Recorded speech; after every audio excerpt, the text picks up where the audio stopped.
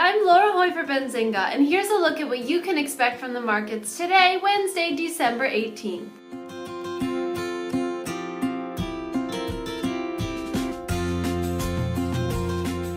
The United Nations has received reports that tension in South Sudan is escalating, and fighting in the African nation has left between 400 and 500 people dead and up to 800 people wounded.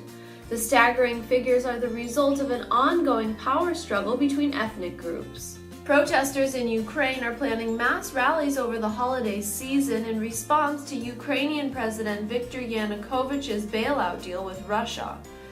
Yanukovych turned away from an EU deal and later accepted a $15 billion loan from Russia in order to keep Ukraine's economy from crumbling. Eurozone finance ministers are scrambling to make a year-end deal on the region's new system for winding down failing banks, but are finding it difficult to agree. The region's finance ministers will need to make an agreement before the year ends in order to ensure that the new system can be ratified by EU policymakers before elections begin in May. The EU Statistics Agency reported that the Eurozone's inflation rose from 0.07% to 0.09%. The figure, albeit higher, is still cause for concern for the European Central Bank as it's still far below the 2% target. Asian markets were mixed on Wednesday. The Japanese Nikkei was up by 2.02%, and the Hang Seng Index gained 0.41%. However, China's Shanghai Composite lost 0.13%, and New Zealand's NZ50 was down by 1.10%.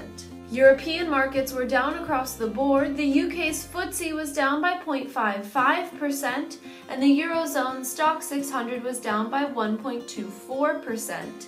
Italy's MIB lost 1.63%, and France's CAC 40 was down by 1.24%. In commodity markets, energy futures were mixed. Brent futures were down by 0.07%, and WTI futures were up by 0.22%.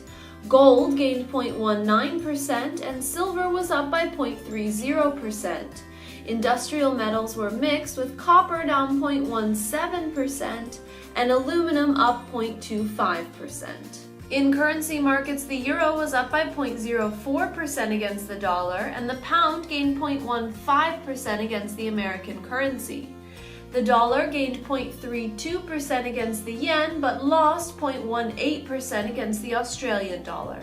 The US FOMC interest rate decision and statement will be the star of Wednesday's economic calendar, as investors wait on pins and needles to find out if the US central bank will taper sooner than expected. Other notable economic releases include the British unemployment rate and Germany's LFO Business Climate Index. And that's it for Wednesday's Market Primer. I'm Laura Hoy for Benzinga. Good luck on your midweek trades.